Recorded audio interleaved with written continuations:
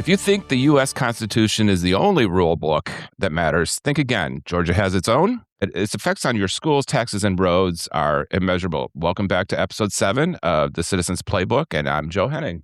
Yes, Joe, thank you. And I'm Judge Stephen Knights Jr. And today we're going to take a deep dive into Georgia's government. To help us, we're joined by Chris Denson from the Georgia Public Policy Foundation. Mr. Chris Denson, welcome, sir. Hello, and thank you for having me. I'm glad to join and explain why our state constitution is a document that every Georgian should definitely know more about, and hopefully the listeners can gain a better understanding of how much it affects our daily lives and why you've chosen to have a non-lawyer on the podcast today to discuss our state constitution. Well, we only go for the best, and that's it. You're the expert here, and Mr. Chris Denson, we just want to find out. There's a United States Constitution and there's a Georgia Constitution. Are there any differences between the two? So I think to really appreciate how different Georgia's Constitution is, it helps to start with the U.S. Constitution as a point of comparison, because most people's idea of what a Constitution looks like comes from our federal document and what we're taught in school. So the U.S. Constitution, which went into effect in 1789, famously begins with "We the People," and then lays out a series of articles outlining the mechanics of how Congress will operate, how the presidency will function, the structure of the judiciary, process for amending the document, and so forth. Then in 1791, the Bill of Rights was introduced. Those first 10 amendments, which enshrined broad American principles like the freedom of religion, the freedom of speech, the right to keep and bear arms, and protections against unreasonable searches and seizures of property by the government. Today, there are 27 total amendments in the U.S. Constitution, and that number is worth keeping in mind when we get to the Georgia Constitution. The original document for the U.S. Constitution contains about 4,500 words, but when you add all 27 amendments, it nearly doubles in size. So for perspective, when you think about the U.S. Constitution, the entire rulebook for the most powerful government on earth is about the length of a long magazine article. Now let's contrast that with Georgia's Constitution. At roughly 40,000 words, it's about 5 times longer than the entire U.S. Constitution. And Georgia has rewritten that entire document not once, not twice, but 10 times, which is second only to Louisiana among all 50 states.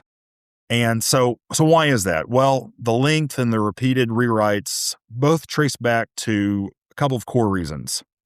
First, unlike the U.S. Constitution, state constitutions generally don't include implied powers, meaning that everything the state government is authorized to do must be spelled out explicitly. So that alone forces far more detail. The federal government can do whatever is necessary and proper to carry out its enumerated powers, which that elastic clause within the federal government has allowed for enormous flexibility and growth. But Georgia's government doesn't have that luxury. So if it isn't written down, generally it's not authorized for the state government to do it. Second, our Constitution has been used repeatedly as a political tool.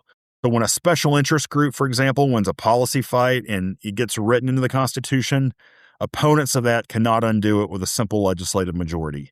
They have to pass a whole new constitutional amendment. So if it's just a law, the next legislature can change it. But if it's in the Constitution, it takes a statewide voter referendum to Chris, undo it. if I could I ask you, the 10 rewrites, were there significant historical markers that we experienced that kind of caused that? Or it seems like a lot.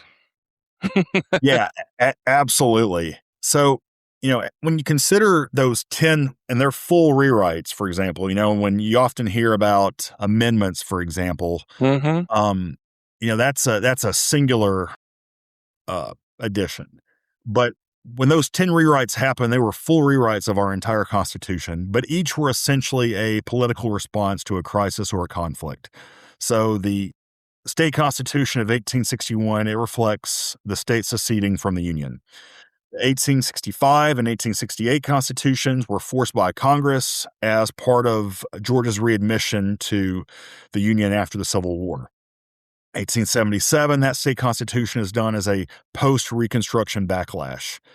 And then in 45, I should clarify here because this happened over centuries. 1945 and 1976, those were largely cleanup efforts on a document that had been buried under hundreds of amendments, mostly local amendments, which I'll touch on here in a second because that's a very unique part of Georgia's Constitution. So like in 1978, Georgia voters went to the ballot box, and there were over 120 proposed constitutional amendments in a single election.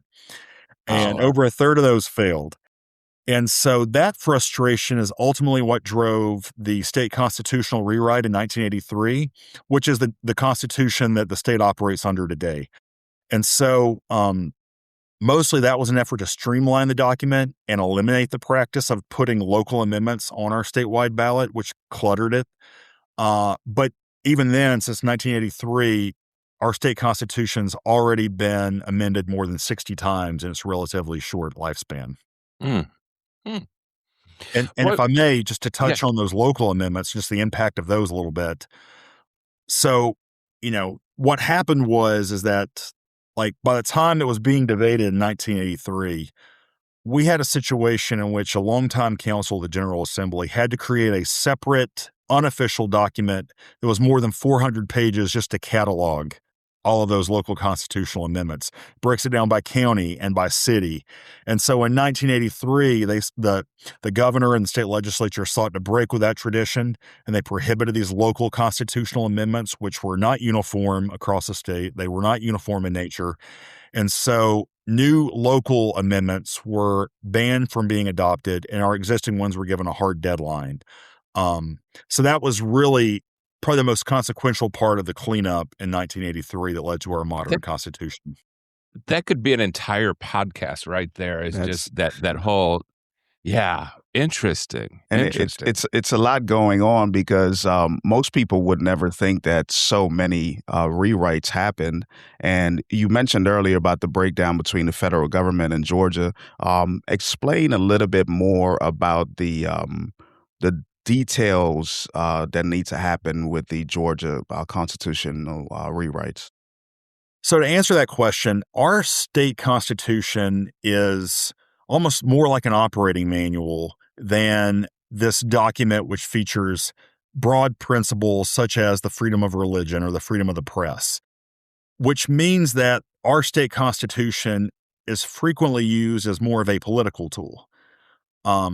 And so, when you think of that dynamic, it's pulled in everything from how we fund roads in Georgia to taxation on the timber industry to the implementation of the state lottery.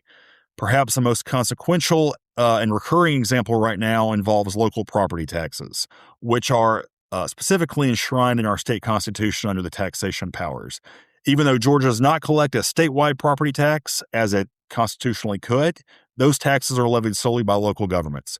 So quite simply, if you want your policy to stick in Georgia, you put it in the Constitution. If it's in there, then it requires another statewide referendum to remove it. And then the other factor that's a little bit less frequent in the modern era is that sometimes decisions by the judiciary branch, in particular the Georgia Supreme Court, will force constitutional responses. So if the Georgia Supreme Court ruled on something in a way the legislature didn't like, the only reliable fix was a constitutional amendment rather than just passing a new law. Chris, thank you. I appreciate the operating manual because that brings us to a case study, and I think many of us are aware of the Hope Scholarship in that. So this is all established through the Constitution. Is that correct? Absolutely. The Hope Scholarship is a perfect example of how Georgia's Constitution functions less like a framework document of principles and more like a detailed operating manual for state government. But to understand why it ended up there at all, we have to understand the political fight and how it got there. And I think it's really insightful for listeners. So when Zell Miller ran for governor in 1990, a state lottery-funded education scholarship was a central campaign promise of his, but it was genuinely controversial at the time.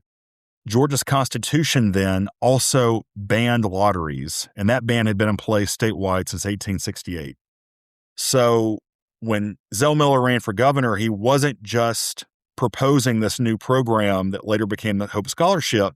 He was also proposing to repeal a constitutional prohibition and replace it with a constitutional authorization all in one move.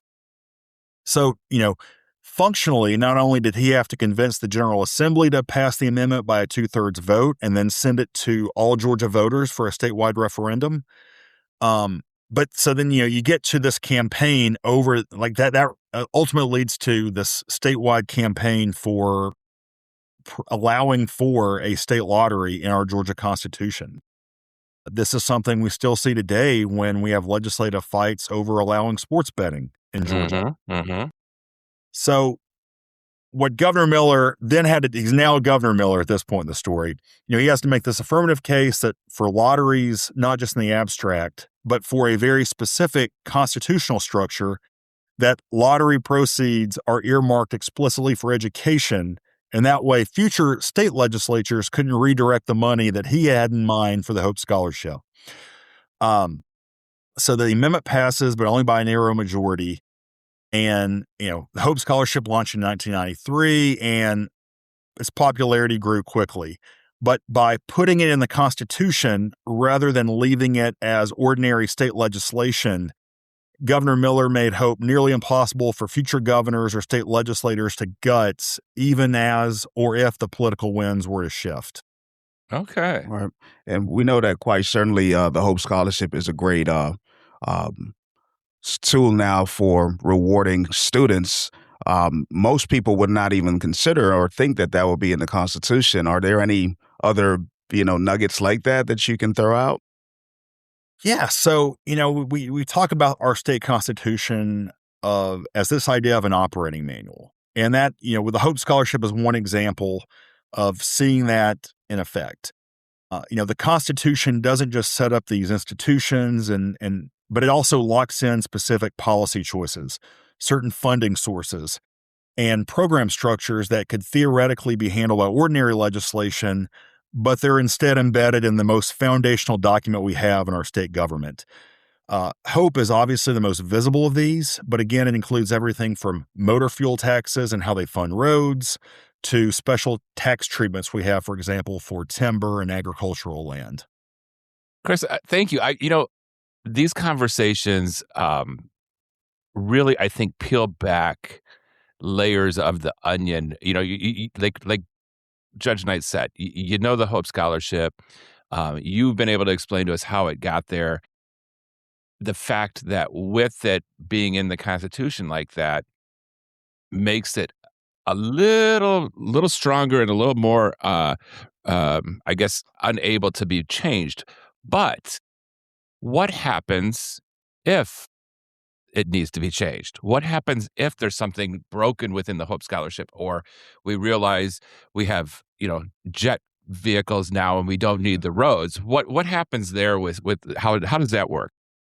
So quite simply, the state legislature will put a resolution forward, and it has to pass by a 2/3 majority of the General Assembly.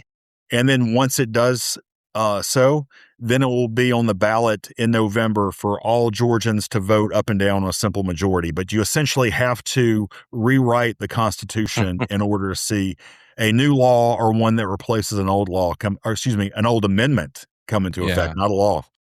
Wow. Yeah. Okay. I just have a random for you here, Chris, that we're speaking about it. So 1983 was the last rewrite. From your perspective and studies, any possibility that another rewrite is on its way anytime soon?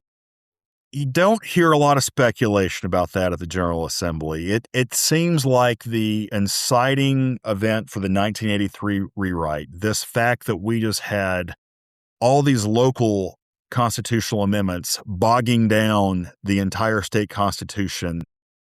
And since that has been modified and replaced, it seems like this idea that we need to overhaul the state constitution completely. I can't say I've heard anyone say that's a path that we need to consider in the upcoming years. Let me throw one more at you. We talked a little bit about sports betting and that, and knowing that right here in Henry County we have Echo Park Speedway. It's my understanding what we're looking at would be a constitutional amendment to allow for sports gaming, casinos, whatever that may look like. But that is that process where it's got to be approved by 2/3 of the legislature, and then it has to go to the voters. That's And then correct. that's just an amendment. So that's not a rewrite. That's just we're going to add this little this little page or two here into the 4,000 that we have. Is that correct? That's exactly right. So, the Georgia Constitution, for example, has the basic outline such as, these are the powers of the General Assembly. These are the powers of the governor. These are the powers of the judiciary. So we do have that. It's just that, in essence, all these other economic decisions that impact our daily lives and ultimately lead to the kitchen table for so many Georgians are also part of our Constitution as well. Hmm. So, Chris, definitely been walking us through the Georgia Constitution here. Give us some takeaways on specific rules that may have direct impact on our wallets, our families, or anything else you wish to share. So Georgia's Constitution also has a Bill of Rights in it as Mm-hmm. well. And some of these are impact our daily lives, and some are historical relics. And perhaps the most notable example of this is in Article 1, and it's the right to life, liberty, and property. And that has a very particular phrase, which is the right to enjoy the gains of one's own labor. And this language has no federal parallel. So, what has happened over the years is that while the U.S. Constitution has this due process clause against deprivation of property, Georgia's Constitution has a much more affirmative framing in which, the fruits of one's own labor are protected. So that has real implications for legal and political debates around things like occupational licensing or business regulation or taxation. But beyond that, there are also several other Georgia-specific protections as well. So our Constitution, to this day, even after the 1983 rewrite, still prohibits whipping as a form of criminal punishment. And that language was actually purposely retained in 1983, specifically out of fear that the legislature might allow that for use in schools or prisons. Yeah. And we also go into Georgia's history as a debtor's colony. We explicitly prohibit imprisonment for debt. And so we also have much stronger protection against unreasonable searches and seizures here in Georgia than in the Fourth Amendment. And then lastly, I think what's really kind of important as well is that Georgia became the first state to recognize a right to privacy in 1904 before the federal courts actually began developing that doctrine. So we actually have, been at the forefront really with some of our constitutional movements, even counter to the fact that we've had to rewrite it 10 times. Well, we Yeah. got there. We got there. Chris, I want to thank you so much. I appreciate your time. It's now time for our call to action. And speaking of the Bill of Rights and Article 1, Judge, you want to give us the assignment today? Yes, sir. And Mr. Chris Denson, thank you. Again, today's assignment is this week. You should just find one right in the Georgia Bill of Rights that is not a part of the United States Bill of Rights. A quick search for Georgia Constitution Article 1 will get you there, and that's the call to action. And the highlight this week is that, as Chris had said, look for paragraph 2, the right to life, liberty, and property. You'll see language about the enjoyment of the fruits of their own labor. How might this uniquely Georgian right apply to modern debates about business regulation or taxes? Mr. Chris Denson, thank you once again, and thank you for all that you do. Next week, we're heading under the Gold Dome. Thank you for listening. Thank you for listening to the Citizens Playbook. We want to take a quick moment to extend a special thank you to Georgia Power for their generous support of this entire series. Georgia Power's commitment to our communities goes far beyond delivering reliable energy. They are actively investing in an informed, engaged, and empowered Georgia. Their partnership is what helps us bring these critical civic conversations right to your headphones. We are incredibly grateful for their support. The Citizens Playbook is hosted by Joseph Henning and State Judge Stephen Knights Jr., produced by Trinity Archer. This has been a Henry Chamber Media production, copyright 2026.